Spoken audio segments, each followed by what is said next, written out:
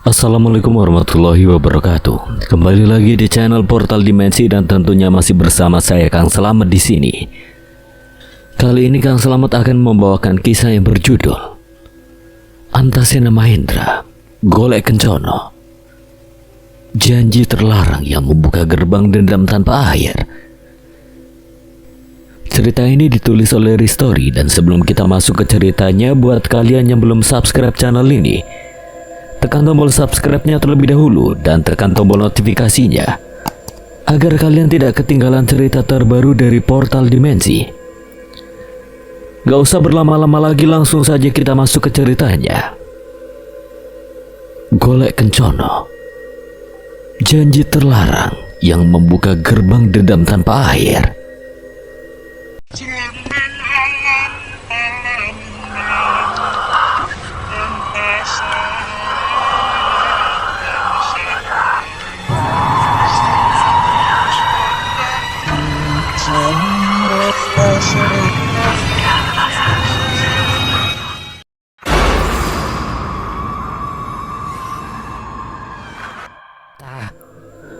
Tapi itu bukan boneka biasa.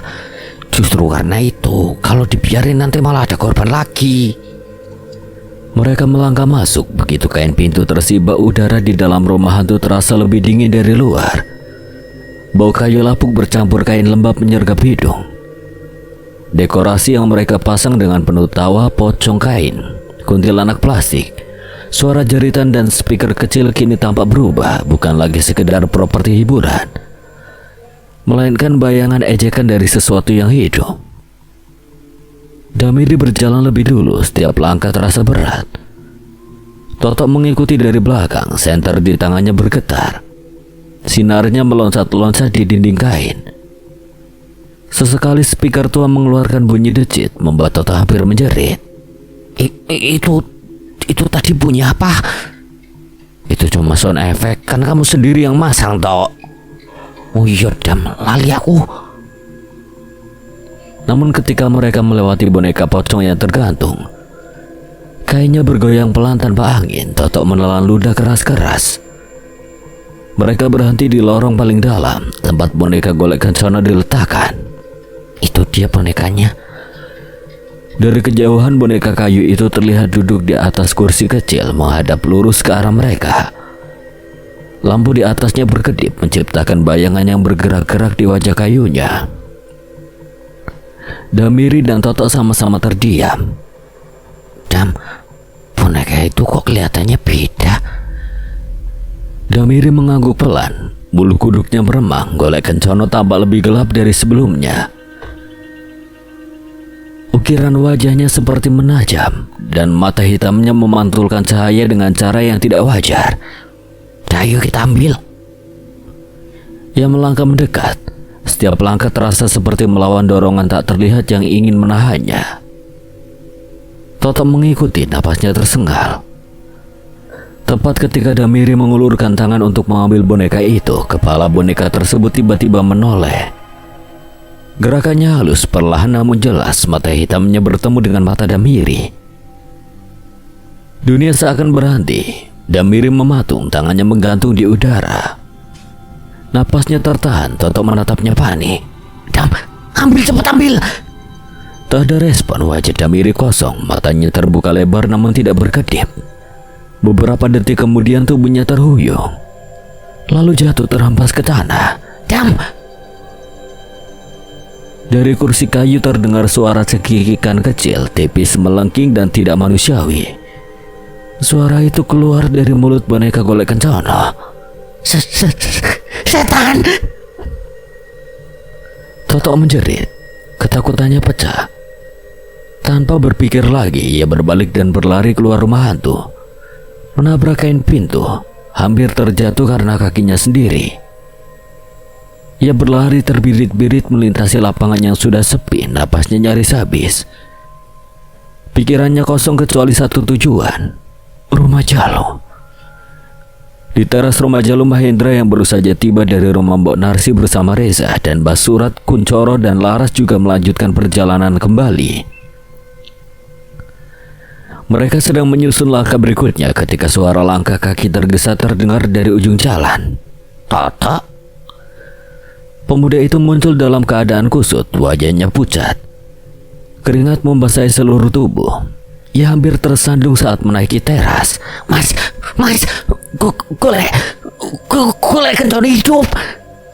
Mahendra langsung mendekat menangkap bahu Toto agar tidak jatuh. Tenang, jelaskan pelan-pelan, Mas. Dengan suara terputus-putus, Toto menceritakan semuanya tentang boneka yang menoleh, tentang Damiri yang tiba-tiba roboh, dan suara cekikikan yang memecah lorong gelap. Kita ke sana sekarang. Tanpa menunda, mereka bergerak cepat menuju rumah hantu. Malam makin dalam. Angin membawa bau tanah basah dan sesuatu yang lebih dingin dari sekedar udara. Setibanya di sana, pemandangan di dalam lorong membadadari sesesak. Damiri terbaring di lantai, tubuhnya dingin. Wajahnya pucat seperti lilin. Golek Kencono sudah tidak ada di tempatnya. Mahendra berlutut di sampingnya, menempelkan telapak tangan ke dada Damiri. Nafasnya masih ada, tipis namun ada. Namun ketika Mahendra memejamkan mata, mencoba merasakan getaran batin. Bagaimana? Sukmanya tidak ada. Berarti Nyai Roro Kencono membawanya. Di lorong rumah hantu yang sunyi, mereka berdiri di antara dekorasi mati dan jejak ketakutan yang nyata. Malam itu satu hal menjadi pasti. Nyai Roro Kencono tidak lagi menunggu. Ia mulai mencabut sukma siapapun yang berada di jalannya. Harapan yang sempat tumbuh dari cerita Mbok Narsi kini kembali runtuh. Aku bisa merasakannya bahkan sebelum Toto menyelesaikan ceritanya tentang Damiri. Ada beban berat yang menggantung di udara, seperti kabut pekat yang menekan dada siapapun yang menghirupnya. 3 sukma kini berada dalam genggaman Nyai Roro Kencono. Bima, Sadam, dan Damiri. 3 jiwa yang terpisah dari raganya, dan waktu tidak berpihak pada kami. Aku duduk di tepi ranjang Bima, memandang tubuh bocah itu yang terbaring lemah. Nafasnya masih teratur, namun wajahnya pucat seperti lilin yang dibiarkan terlalu lama di udara dingin. Aku tahu persis, raga tanpa sukma hanyalah wadah kosong yang sewaktu-waktu bisa runtuh. Jika terlalu lama, jalan kembali akan tertutup. Reza, Jalum, Basura, dan Toto duduk melingkar di sudut kamar. Tak ada yang berbicara, bahkan Toto yang sebelumnya gelisah kini hanya menunduk, menahan rasa bersalah yang jelas terpancar dari sorot matanya. Aku menarik nafas panjang, tidak ada lagi waktu untuk menunda. Aku akan pergi ke sana. Semua kepala terangkat serentak. kamu yakin, Le?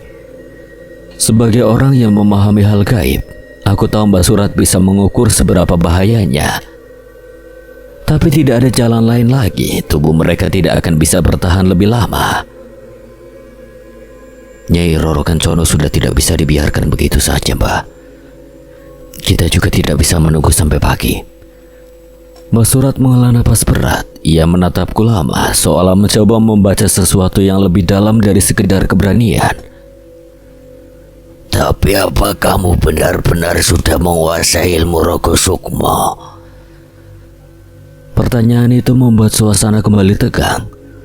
Aku memahami kegelisahannya. Ilmu Rogo Sukmo bukan ilmu sembarangan. Tidak banyak orang yang mampu mempelajarinya, apalagi menggunakannya dengan sadar. Kesalahan sedikit saja bisa membuat sukma tersesat atau lebih buruk, tidak pernah kembali ke raga.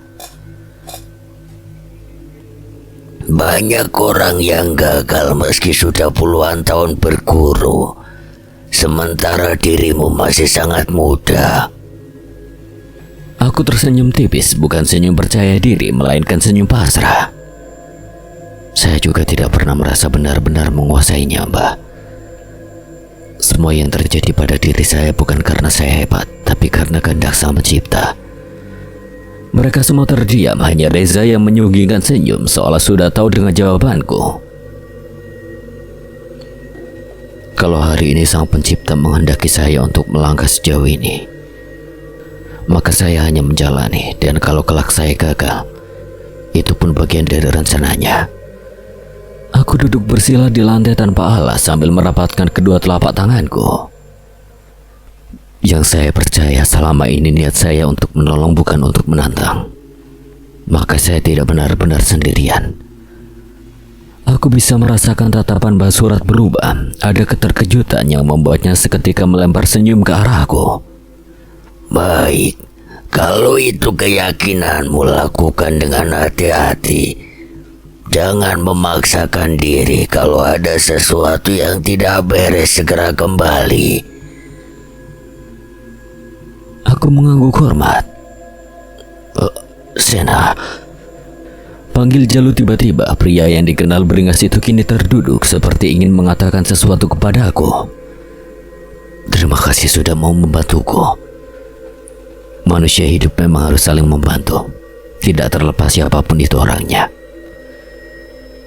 Jalu tampak berkaca-kaca. Dia mengangguk mengerti aku tak peduli. Meski dulu Jalu suka bersih tegang denganku dan Aswan, siapapun berhak mendapatkan bantuan dari orang lain. Sekecil apapun tindakan yang bisa membantu orang lain, semua akan menuai kebaikan yang berkelanjutan. Aku segera bersiap dengan posisi duduk bersila di samping Rajang Bima. Punggungku tegak dengan napasku atur perlahan. Kedua telapak tanganku kurapatkan sejajar dada sambil memejamkan mata. Dalam kegelapan aku mulai melantunkan mantra yang sudah lama tertanam di dalam batinku. Bukan sekedar rangkaian kata, melainkan panggilan pulang. Angin di luar rumah tiba-tiba berhembus lebih kencang. Tirai kamar bergerak pelan. Aku merasakan tubuhku semakin ringan, seolah gravitasi perlahan melepaskanku dari ikatannya. Ada sensasi dingin yang merambat dari ujung kaki hingga kepala. Aku melihat tubuhku sendiri duduk bersila di samping Rajang Bima. Jalu, Reza, Mbak Surat, dan Toto berdiri tidak jauh menatapku dengan cemas. Aku tidak bisa berlama-lama. Baru kali ini aku menggunakan Rogo Sukmo secara langsung. Sebelumnya aku pernah menggunakannya tanpa sadar ketika menghadapi setan alam kubur. Saat itu cincin pancasona yang menuntunku sehingga sukmaku bisa terlepas dari raga yang sedang terkena racun Kilingsir. Sejak saat itu seolah tubuhku jadi lebih mudah untuk melepaskan sukma, namun Mbah Arya selalu memperingatkanku untuk tidak menggunakannya apabila tidak dalam keadaan yang genting. Sebab itu akan berimbas pada sukmaku sendiri. Tanpa menunda, aku melesat menembus dinding rumah menyatu dengan angin malam. Desa Gandu Alas terbentang di bawahku, sunyi namun tidak benar-benar sepi. Aku melaju ke arah rumah besar terbengkalai di tepi desa, tempat di mana energi kelam berpusat seperti pusaran tak kasat mata. Begitu aku tiba di depan rumah itu, perbedaannya langsung terasa. Jika dilihat dengan mata biasa, rumah itu hanya tampak tua dan angker. Namun dari sisi ini, ia seperti mulut raksasa yang menganga. Aura hitam mengalir di sekelilingnya, menempel di dinding, merayap di tanah. Makhluk-makhluk berdiam di sana. Kuntilanak merah bergelantungan di pepohonan sekitar. Rambutnya menjuntai seperti benang kusut. Genderuwo duduk di sudut halaman. Matanya menyala kekuningan. Ada pula sosok-sosok lain yang tidak lagi menyerupai bentuk manusia. Aku tahu mereka semua ada di sini karena satu hal. Ritual-ritual bodoh yang dilakukan oleh warga desa. Darah ayam cemani, doa-doa yang salah arah, ketakutan yang dipelihara. Semua itu menjadi undangan terbuka, namun tidak satu pun dari mereka menghalangiku. Beberapa menoleh menyeringai seolah mengejek. Aku tidak menggubris. Mereka tahu aku bukan mangsa. Aku melangkah masuk. Begitu melewati ambang pintu, suasana berubah drastis. Rumah itu terasa jauh lebih besar di sisi ini.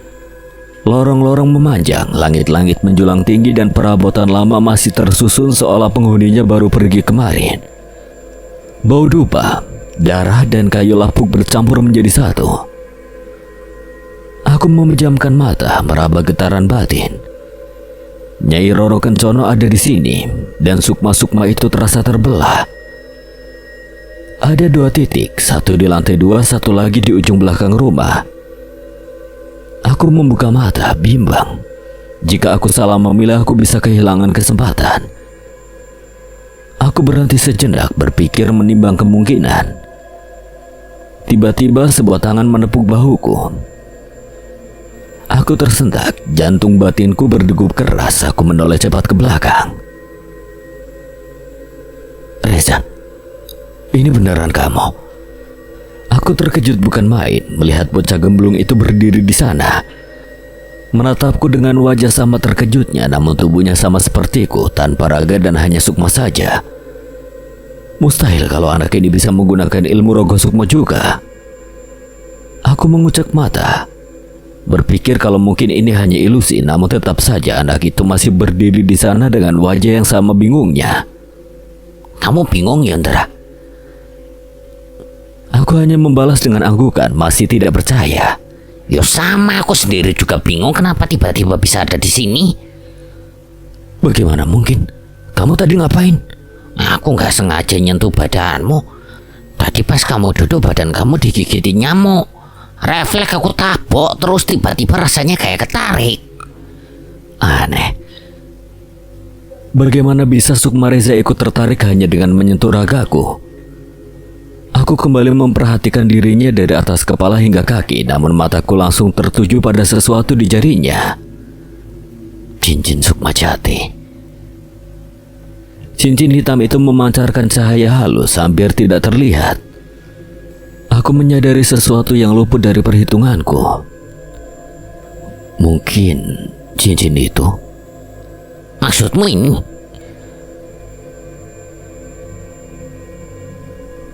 Aku tahu cincin itu punya daya perlindungan, tapi aku tidak pernah menyangka bisa menarik Sukma penggunanya keluar dari raga.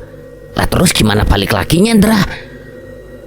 Aku menggeleng, tidak tahu bagaimana cara mengembalikannya. Biar nanti kupikirkan lagi bagaimana caranya kembali. Untuk saat ini yang terpenting keberadaannya mungkin bisa membantuku. Udah, kita pikirin nanti aja. Sekarang karena kamu udah ada di sini, bantuin aku nyari Sukma mereka. Aku ngerasain ada 2 titik. Satu di lantai 2 dan satu di ujung rumah ini. Reza menoleh ke arah lantai 2 dan ujung rumah yang gelap. Ia menelan ludah. Setan maning. Yowis lah, aku kesana aja, Ndra. Kayaknya lebih aman. Aku mengangguk. Sebenarnya aku juga ingin ke lantai 2 lebih dulu. Ingin memastikan apakah sosok anak perempuan yang kulihat sebelumnya berada di sana atau tidak. Yowes, hati-hati ya, Sa. Kalau ada apa-apa teriak aja. Iya, beres. Aku menatapnya sejenak, entah kenapa aku tahu kehadiran Reza di sini bukan kebetulan. Setelah dirinya menghilang di kegelapan, aku mulai melangkah menaiki anak tangga kayu yang sudah labuh. Setiap pijakan mengeluarkan bunyi berderit pelan, seolah rumah tua ini sedang mengadukan usia dan luka-lukanya. Dari sisi lain, dunia terasa jauh lebih sunyi. Tidak ada lagi suara malam desa, tidak ada angin yang menyentuh kulit. Yang ada hanya getaran halus yang merambat di Sukma, menuntunku semakin ke dalam. Menurut cerita Mbok Narsi, lantai 2 adalah tempat kamar Kirana, anak Juragan Hardi, menghabiskan sisa keberadaannya. Anak yang dijadikan bagian dari perjanjian. Namun entah bagaimana tidak pernah benar-benar mati. Begitu kakiku menginjak lantai 2, hawa dingin langsung menyergap. Lorong sempit membentang di hadapanku, diterangi cahaya redup yang tidak jelas sumbernya. Di sana ada 3 pintu kamar, berjajar rapi namun terasa ganjil. Seolah masing-masing menyimpan kisah yang enggan dibuka. Aku memejamkan mata sejenak, merasakan arah getaran energi. 2 kamar pertama terasa kosong, bukan berarti aman, tapi tidak memiliki pusat kekuatan apapun. Namun kamar paling ujung auranya berbeda, ada rasa sesak bercampur sedih dan keterikatan yang terlalu lama dipendam. Aku melangkah mendekat. Setiap langkah membuat dadaku semakin berat, seolah aku memasuki wilayah yang bukan hanya milik dunia ini.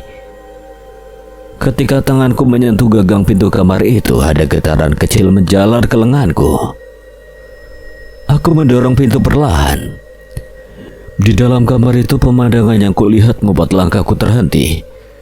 Di sudut kamar dekat jendela yang tertutup tirai usang, tampak seorang anak perempuan berusia sekitar 10 tahun, rambutnya hitam panjang. Wajahnya pucat namun matanya jernih.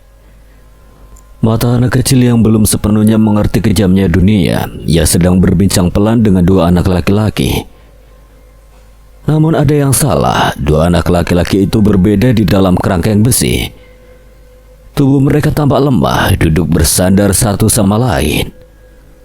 Mata mereka kosong seperti menatap sesuatu yang tidak lagi bisa mereka jangkau. Saat mataku menangkap lebih jelas rupa mereka tampak, itu adalah Bima dan temannya. Begitu aku melangkah masuk, anak perempuan itu menoleh cepat. Matanya membesar. Jelas terkejut, ia berdiri mundur selangkah. Tubuhnya menegang seperti rusa yang mendengar langkah pemburu. Aku segera mengangkat kedua tanganku sedikit menunjukkan bahwa aku tidak berniat jahat. Tenang, aku tidak akan menyakitimu. Ia menatapku ragu, ada ketakutan tapi juga rasa ingin tahu siapa. Siapa kamu? Namaku Mahendra. Aku hanya ingin berbincang.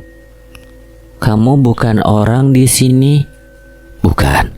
Dan seharusnya aku tidak berada di tempat ini. Apa Mas orang jahat yang ingin mencuri? Tidak. Mas juga bukan pencuri.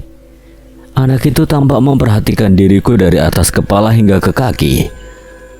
Mungkin sedang menimang apakah aku benar orang jahat atau bukan. Nama kamu siapa? Ia menghela napas kecil lalu berkata, Namaku Kirana. Dadaku terasa seperti diremas. Nama itu tepat seperti yang diceritakan oleh Mbok Narsi. Tidak ada lagi keraguan.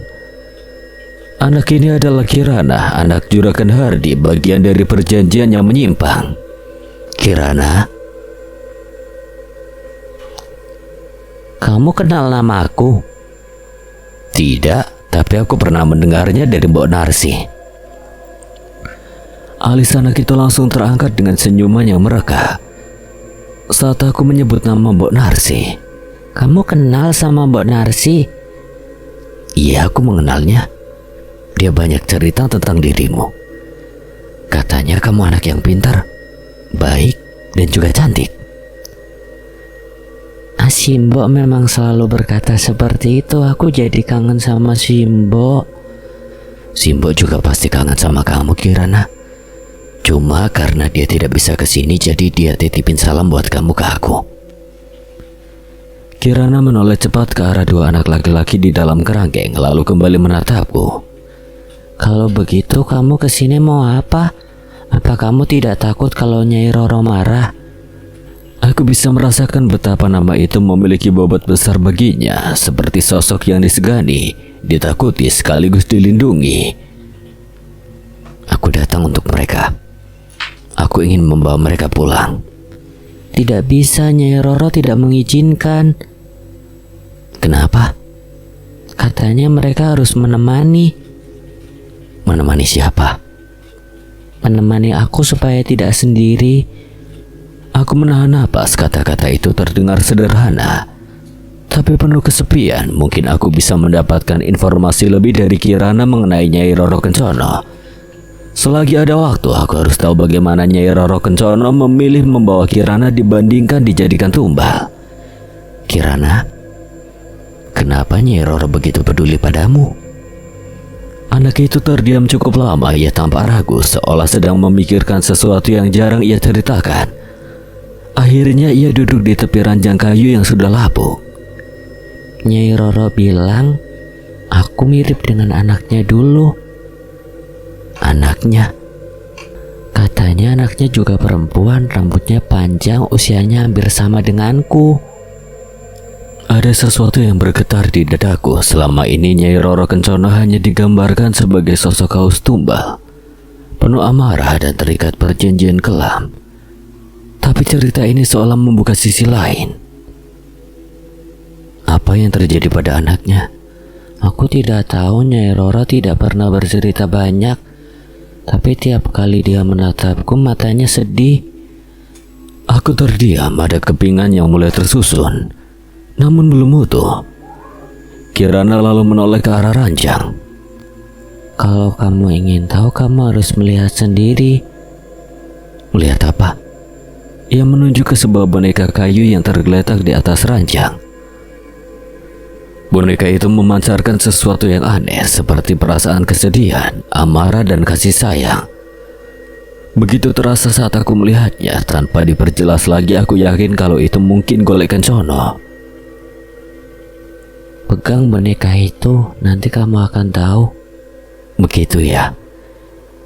Nalarku berteriak agar berhati-hati, namun intuisi batinku mengatakan ini adalah kunci. Aku menarik napas panjang lalu melangkah mendekat. Perlahan tanganku menyentuh boneka itu. Sekejap kemudian dunia di sekitarku runtuh. Aku merasakan tarikan yang luar biasa, seolah seluruh keberadaanku disedot ke dalam pusaran gelap. Suara Kirana menghilang, kamar itu lenyap.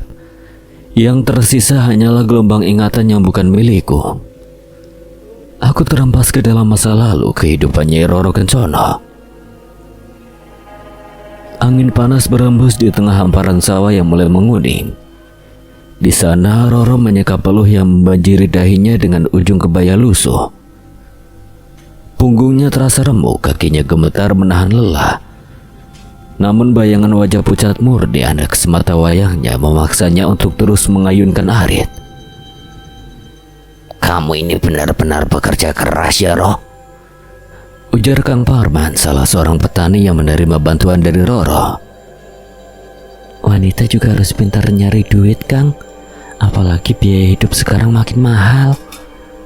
Aku ya saja nih prihatin karo awakmu, Nduk, tapi kok semangat uripmu iku memang patut diacungi jempol. Roro tertawa kecil oleh celotehan Kang Parman. Hanya inilah satu-satunya hiburan yang bisa membuat Roro sedikit menurunkan rasa cemas pada anak semata wayangnya. Anaknya murni sedang sakit keras. Batuknya tidak kunjung reda dan badannya panas tinggi. Di zaman seperti ini obat adalah barang mewah yang sulit didapatkan, apalagi bagi buruh tani rendahan sepertinya. Setiap keping uang yang ia kumpulkan adalah nyawa bagi Murni. Sayangnya beban itu ia pikul sendirian. Suaminya Seto tidak lebih dari benalu yang hidup di rumah mereka. Ro, nanti malam ada pekerjaan tambahan di rumah juragan. Kalau kamu bisa membantu, kata juragan, nanti uang pesangon ditambahkan 2 kali lipat. Nek ora bisa yo gak apa-apa. Juragan Harun memang selalu melakukan mengupas jagung di malam hari untuk esoknya dikirim ke kota. Dirinya selalu meminta bantuan warga desa dan selalu memberi uang lebih. Namun karena malam ini anak buah Juragan Harun sedang sakit, Kang Parman menawarkan Roro untuk membantu juragan. Mengingat Roro sangat membutuhkan biaya untuk membeli obat anaknya. Jika nanti malam aku ke rumah juragan untuk membantu. Meski sudah merasa lelah, namun tidak bisa dipungkiri wanita itu sangat membutuhkannya. Jika uang upahnya diberi 2 kali lipat, ia jadi bisa membeli obat yang lebih manjur untuk Murni. Sore itu sebelum matahari benar-benar tenggelam, Roro bergegas pulang. Ia berniat mengambil pekerjaan tambahan malam ini, mengupas jagung di lumbung juragan desa demi upah ekstra. Sesampainya di rumah kayu yang reot, ia mendapati Seto sedang duduk santai di balai-balai sembari menghisap rokok klobot. Kang, nanti aku mau ke rumah juragan Harun untuk mengupas jagung. Nanti tolong jaga Murni, kalau dia bangun kasih air minum. Obatnya sudah ku taruh di bawah bantal, aku juga meninggalkan uang untuk membeli makanan. Demi Gusti, anakmu sangat membutuhkannya. Kalau tidak minum obat, nafas Murni akan sesak. Jangan sampai lupa ya, Kang. Seto hanya melirik sekilas, menghembuskan asap rokok ke wajah istrinya dengan acuh tak acuh. Alah, berisik. Pergi sana biar dapat duit banyak. Urusan anak itu gampang. Dengan berat hati malam itu Roro meninggalkan Murni yang terbaring lemah memeluk boneka kayu kesayangannya. Ia percaya Setidaknya naluri seorang ayah masih tersisa di hati Seto. Namun harapan itu pupus tak bersisa. Seto justru merasa gatal melihat uang yang ditinggalkan Roro bukannya menjaga Murni yang merintih kesakitan. Ia malah menyabar uang di bawah bantal dan pergi ke warung tuak untuk berjudi. Mana ngerepotin ini, biar mati aja. Murni yang kehausan dan demam tinggi hanya bisa menangis lirih memanggil ibunya dalam gelap. Hingga akhirnya suaranya hilang ditelan sunyi. Ketika Roro pulang tengah malam dengan membawa sedikit makanan dan obat, ia mendapati rumahnya gelap gulita. Hatinya mencelos, ia berlari ke kamar menyalakan pelita dengan tangan gemetar. Cahaya remang-remang itu menyinari wajah Murni yang sudah kaku, matanya tertutup rapat. Namun boneka kayunya masih didekap erat di dada. Jeritan Roro memecah keheningan desa malam itu. Tangisnya bukan lagi kesedihan, melainkan raungan keputusasaan yang mengerikan. Keesokan paginya Seto pulang dan mendapati rumahnya sudah ramai dengan orang. Dirinya yang masih dikendalikan minuman keras masuk dan mendapati Roro sedang menangisi anaknya. Seolah tidak memperdulikannya, Seto langsung masuk ke dalam kamar. Warga desa yang melihat itu bergunjing, sementara Roro menahan kesedihan dan rasa malu dengan sikap suaminya. Mas, kamu benar-benar keterlaluan. Anakmu mati karena kamu meninggalkannya sendirian. Mau kamu apa sih mas sebenarnya? Alah, lagian anak penyakitan kayak gitu ngapain diurusin? Roro menampar wajah Seto dengan keras. Kamu benar-benar lelaki bajingan mas. Namun bukannya berpikir, Seto justru membalas tamparan itu berkali-kali lipat. Sudah berani kamu melawanku, ha? Kamu itu terlalu membuang-buang duit hanya untuk anak yang tidak bisa diselamatkan lagi.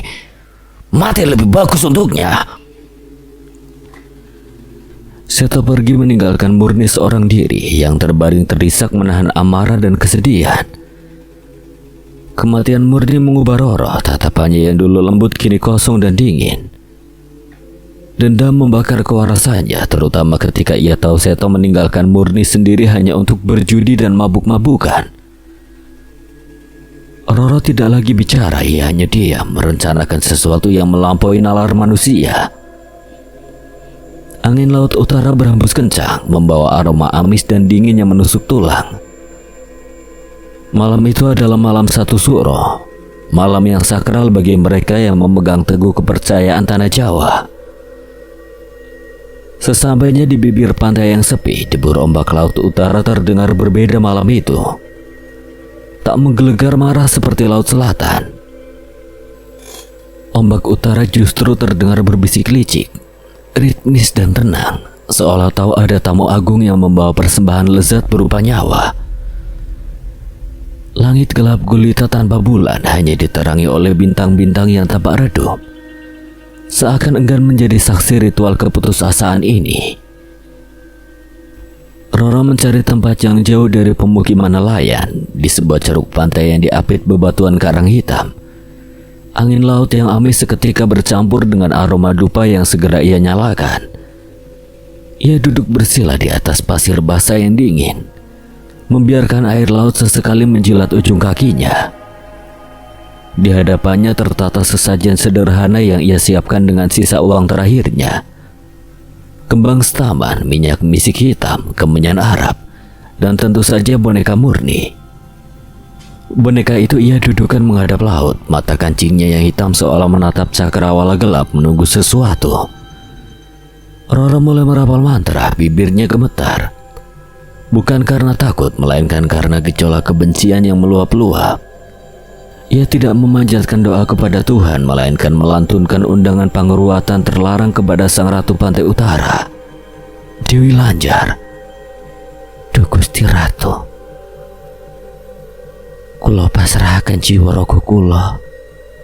Boten wonten ingkang sisa, namung rada angkara kula nyuwun keadilan.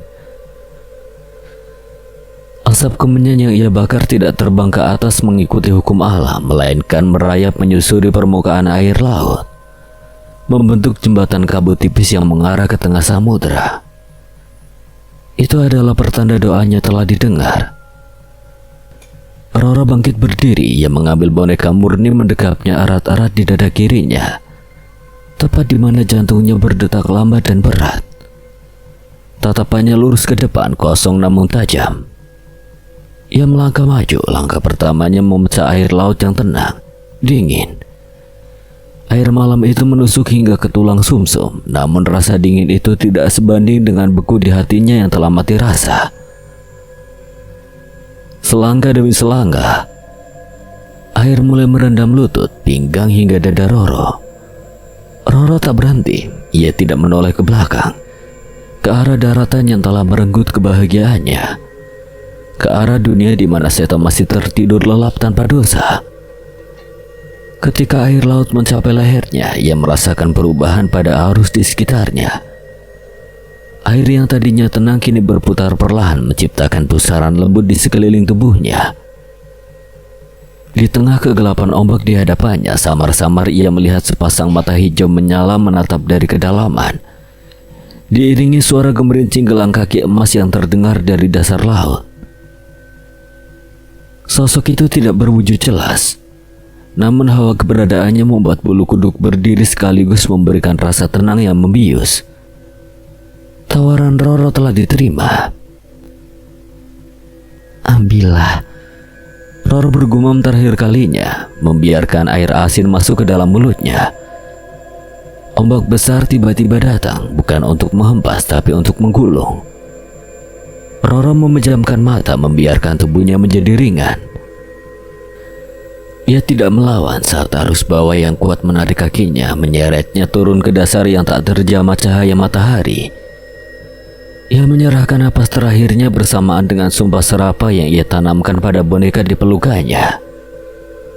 Di permukaan, buih-buih putih menghilang dengan cepat di telan gelapnya malam. Pantai kembali sunyi, seolah tidak pernah ada manusia yang berdiri di sana. Jasad Roro hilang tanpa jejak di telan rahim laut utara. Malam satu suro menjadi saksi bisu bahwa seorang ayah yang hancur telah mati. Namun dari kematian itu, sebuah kutukan yang mengerikan baru saja mulai bernapas. Keesokan paginya, matahari bersinar terik di desa pesisir. Seorang bocah lelaki yang sedang mencari karang menemukan sesuatu yang terdampar di sela-sela bebatuan karang. Sebuah boneka. Anehnya boneka itu tampak kering dan bersih, seolah tidak pernah tersentuh air laut. Tanpa sadar, bocah itu memungutnya. Ada kekuatan tak kasat mata yang menuntun langkah kaki kecilnya menuju sebuah rumah yang catnya mulai mengelupas, yaitu rumah Seto. Bocah itu mengetuk pintu. Seto keluar dengan wajah kusut. Sisa mabuk semalam masih tercium dari napasnya. "Ngapain kamu, Le?" Bocah itu hanya menyodorkan boneka tersebut tanpa berkata apa-apa. Mata Seto membelalak sesaat. Ia mengenali boneka itu. Itu milik murni, tapi bukannya merasa bersalah atau sedih mengenang anak dan istrinya yang hilang. Seto justru mendengus jijik. Ia merampas boneka itu dari tangan si bocah. "Barang rongsokan ngapain dibawa ke sini? Bikin kotor rumah aja." Seto berjalan ke samping rumah dan melemparkan boneka itu ke tempat sampah dengan kasar. Ia sama sekali tidak peduli kemana istrinya pergi. Baginya hilangnya Roro justru sebuah kebebasan. Tanpa ada yang mengomel, ia bebas membawa wanita mana saja ke rumahnya. Malam makin larut setelah pintu itu terbanting, menyisakan kesunyian yang ganjil di halaman rumah.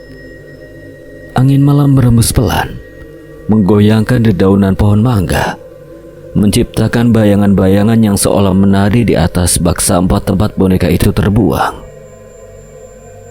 Bukannya menyalakan pelita atau berdoa memohon keselamatan bagi istrinya, Seto justru memacu motornya keluar pekarangan, membelah kegelapan desa menuju kota kecamatan.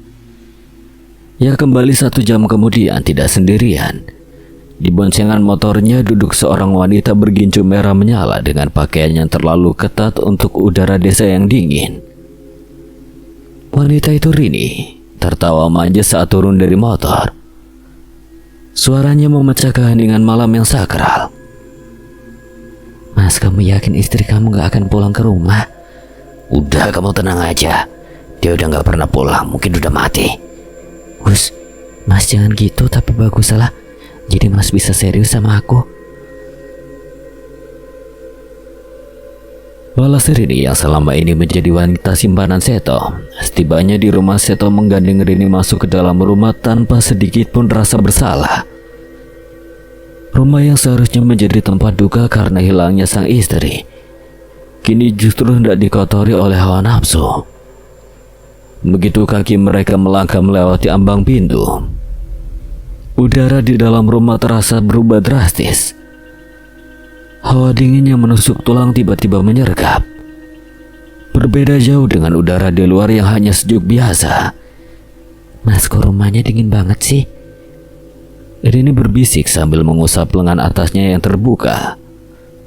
Bulu kuduknya meremang seketika, sebuah respon alami tubuh terhadap energi negatif yang pekat. Nah, perasaanmu aja, di sini emang dekat kebun bambu, jadi hawanya sejuk. Jawab Seto enteng, matanya sudah dipenuhi kabut nafsu. Ia sama sekali tidak peka terhadap perubahan atmosfer rumahnya sendiri.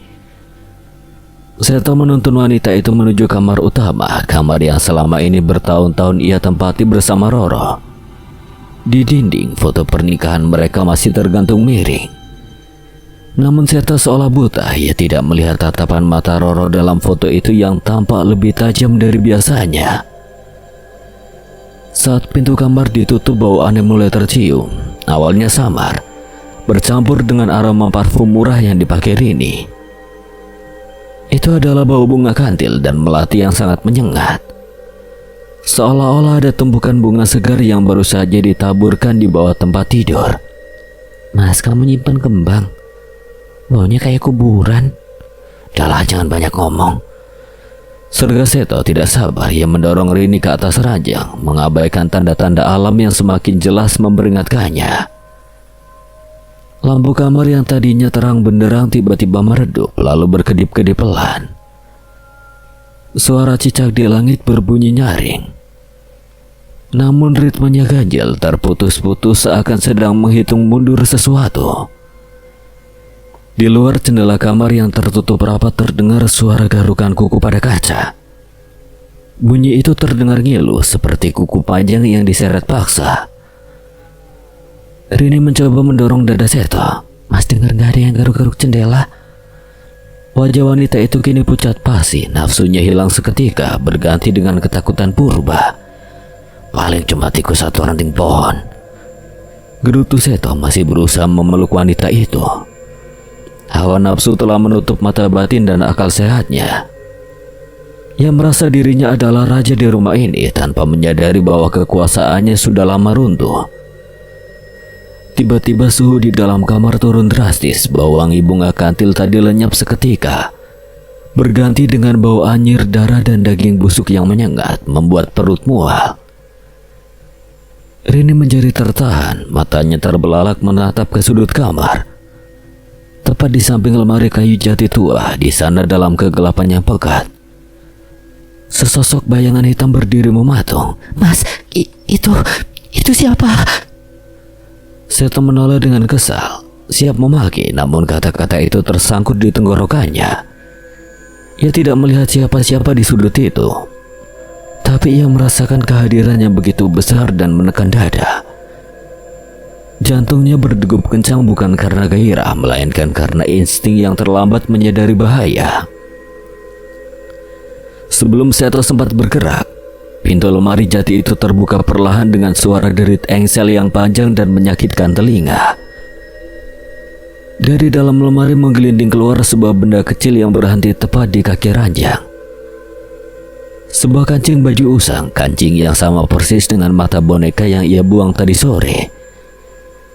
Seto terpaku, keringat dingin sebesar biji jagung mulai menetes di pelipisnya. Di luar rumah, suara anjing melolong panjang dan menyayat hati, menandakan bahwa mereka yang tidak kasat mata telah masuk. Diundang oleh dosa yang dilakukan di rumah duka itu. Seto menendang kancing baju itu menjauh dengan ujung kakinya, berusaha menepis firasat buruk yang merayap di tengkuk.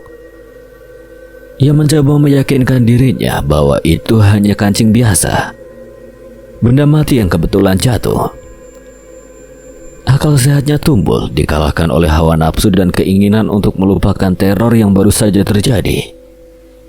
Ia butuh pelarian dan wanita di atas ranjang itu adalah satu-satunya hal yang masuk akal saat ini. Tidak ada apa-apa. Sudah, ayo lanjut. Seto mulai melepas celananya. Kembali naik ke peraduan, ranjang kayu jati tua itu berderet pelan.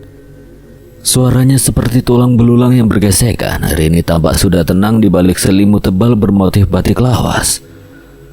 Punggungnya membelakangi Seto, tubuhnya meringkuk diam. Aroma kamar yang tadinya berbau kayu lapuk kini samar-samar tercium bau bunga kantil yang menyengat, bercampur dengan aroma anyir yang aneh. Namun Seto yang sudah dikuasai birahi mengabaikan tanda-tanda itu. Ia menganggapnya hanya bau minyak wangi murahan yang dipakai Rini. Tangan Seto mulai meraba bahu wanita itu. Dingin. Kulit Rini terasa sedingin es, seolah darah tidak lagi mengalir di bawah permukaannya. Dingin sekali kamu, Rin. Tak ada jawaban, wanita itu tetap diam, membiarkan Seto membalikkan tubuhnya. Wajah Rini tertutup sebagian oleh rambut panjangnya yang tergerai kusut. Seto tidak peduli lagi. Ia mulai mencumbu leher wanita itu, namun sensasi yang ia rasakan bukan kehangatan kulit manusia, melainkan seperti menyentuh daging beku yang baru keluar dari lemari pendingin. Seto terus memaksakan dirinya. Gerakan tubuhnya membuat ranjang berguncang semakin keras. Namun di tengah pergumulan itu, ia merasakan keanehan yang semakin nyata. Rini tidak bergerak sama sekali, tidak ada desahan manja, tidak ada respon, bahkan hembusan napas pun tidak terasa menerpa wajah Seto. Tubuh di bawahnya itu kaku, membeku seperti batang pisang, diam tidak wajar. Perasaan tidak enak mulai menjalar dari perut hingga ke kepala Seto. Gairahnya mendadak surut, digantikan oleh ketakutan purba yang muncul tiba-tiba. Mengapa wanita ini diam saja? Mengapa tubuhnya semakin lama semakin berat dan keras? Seto menghentikan gerakannya, napasnya terengah-engah di tengah keheningan kamar yang mencekam. Rin, kenapa tidak bersuara seperti biasanya? Hening, hanya suara detak jam dinding di ruang tengah yang terdengar berbunyi seirama dengan detak jantung Seto yang memburu. Dengan tangan gemetar, Seto menyalakan pelita. Cahaya kuning remang-remang menyinari tempat tidur itu. Seto menelan ludah, lalu perlahan menarik selimut yang menutupi dada pasangannya. Seketika mata Seto terbelalak lebar hingga nyaris keluar dari rongganya. Jeritan tertahan di pangkal tenggorokan, tercekat oleh pemandangan mengerikan di hadapannya. Wajah wanita itu pucat pasi, membiru layaknya mayat. Matanya melotot kosong menatap langit-langit kamar dengan mulut yang sedikit terbuka kaku. Namun yang membuat nyali Seto runtuh seketika adalah apa yang ada di dada wanita itu. Sebuah pisau dapur berkarat tertancap dalam tepat di jantungnya. Rini.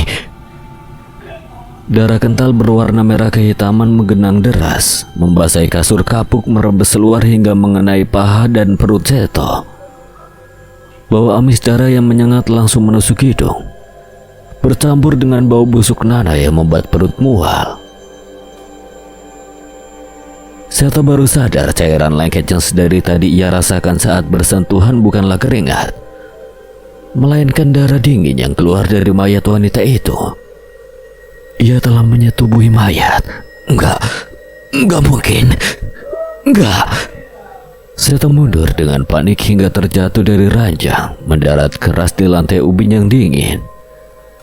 Matanya tidak bisa lepas dari sosok kaku di atas kasur yang kini bersimbah darah. Di sudut ruangan, kasur yang kini bersimbah darah. Di sudut ruangan, bayangan lemari tampak memanjang, seolah-olah ada sosok tinggi besar yang sedang berdiri di sana, mengawasi dosa yang baru saja ia perbuat di rumah duka itu.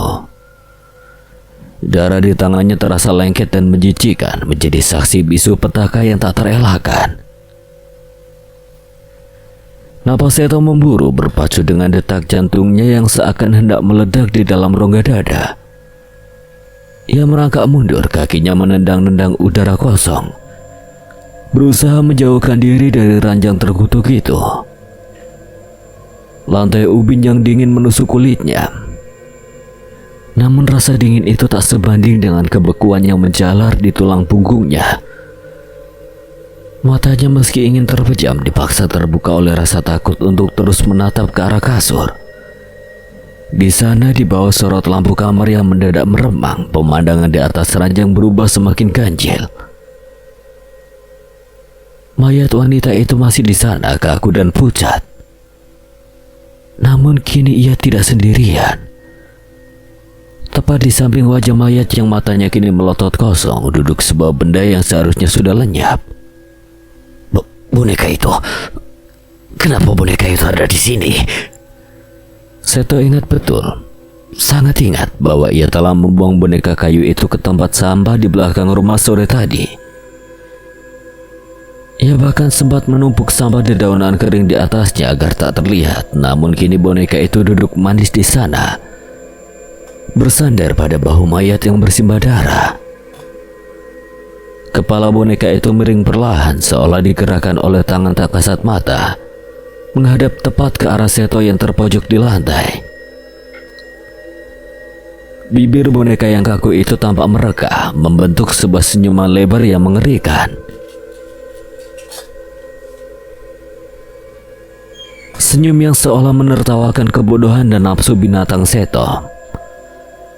Suara kekeh pelan seperti gesekan kayu kering terdengar samar di telinga Seto, meski bibir boneka itu tak bergerak. Tidak mungkin. Ia berusaha bangkit, kakinya terpeleset oleh keringat dinginnya sendiri. Nalurinya berteriak untuk lari, keluar dari kamar terkutuk ini, meninggalkan rumah duka dan melupakan semua janji kekayaannya ditawarkan pesugihan ini. Ia tidak peduli lagi pada uang atau harta, ia hanya ingin selamat. Dengan sisa tenaga, Seto berbalik badan dan menghambur ke arah pintu kamar. Tangannya terulur, jemarinya gemetar hebat saat hendak menggapai gagang pintu kayu jati yang kokoh itu.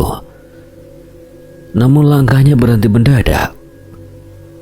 Udara di depan pintu terasa memadat, berat dan menyesakan. Bau anyir darah di ruangan itu perlahan tersamarkan oleh aroma lainnya lebih menusuk. Bau bunga kantil yang sudah membusuk bercampur tanah kuburan basah. Bau yang sangat menyengat hingga membuat perut Seto mual seketika.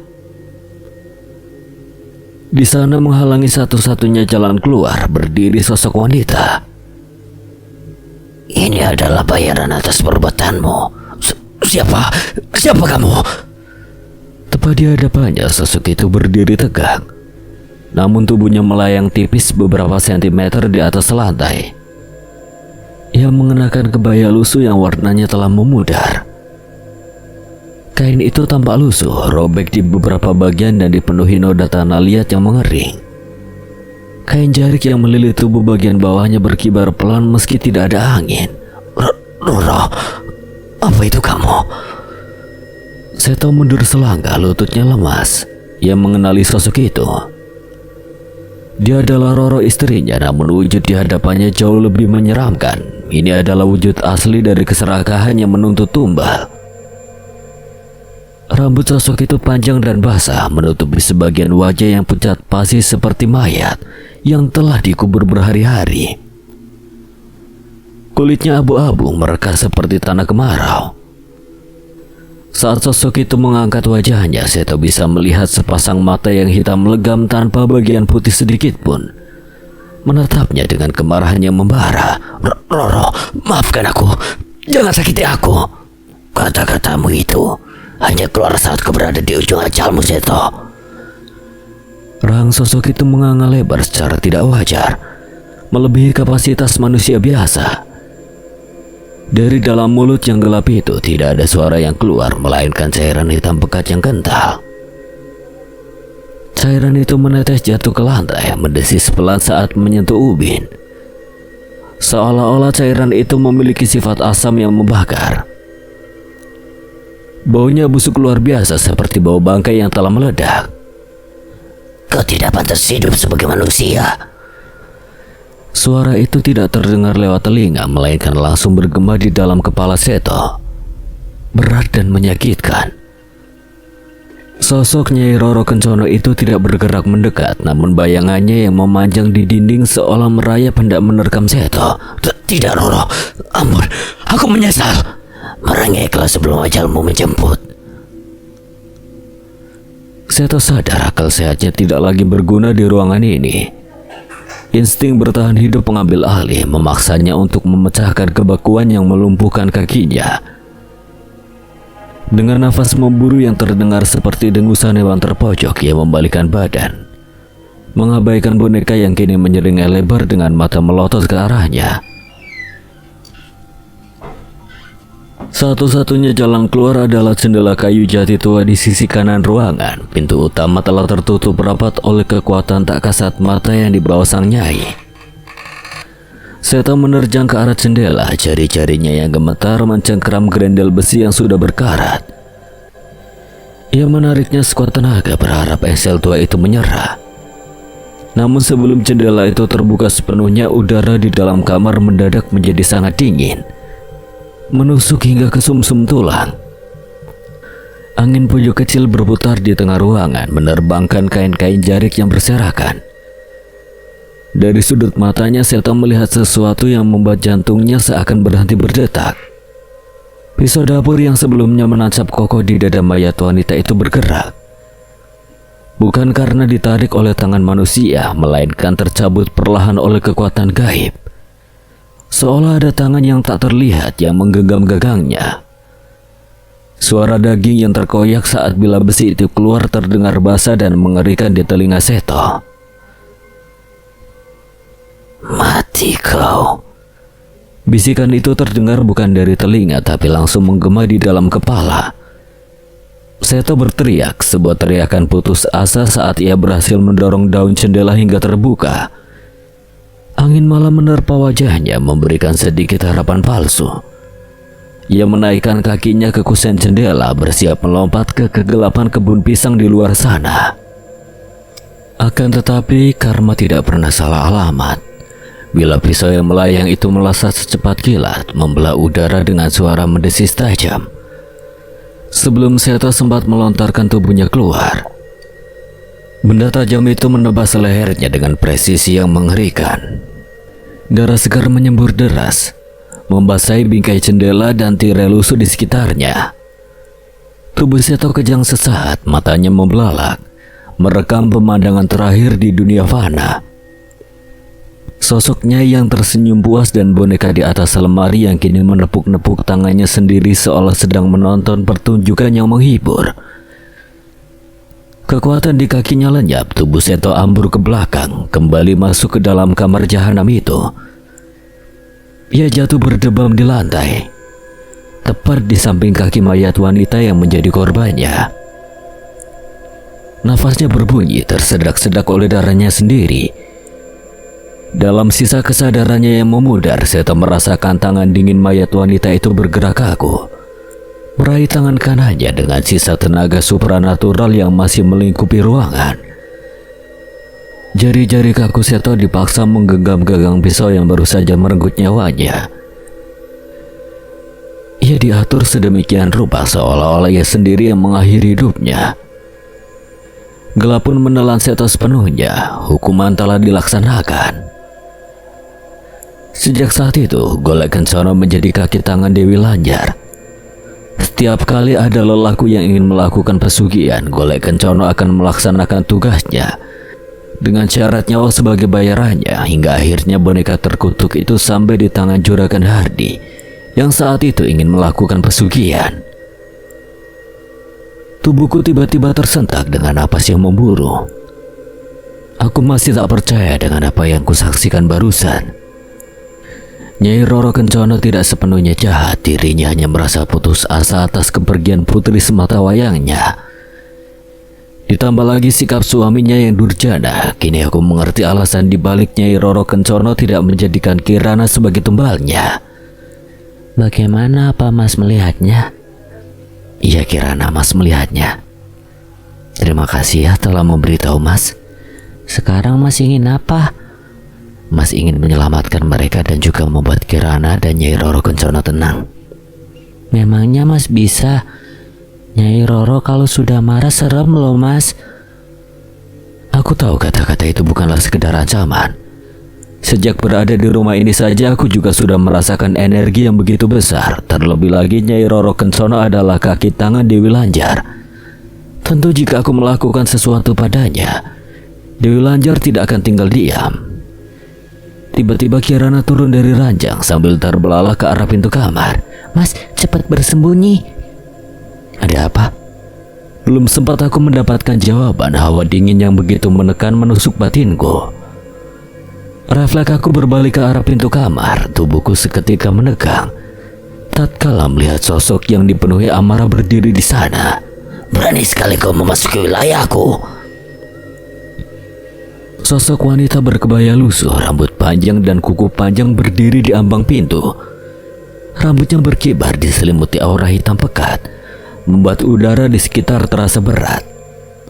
Tak salah lagi, dia adalah Nyai Roro Kencono.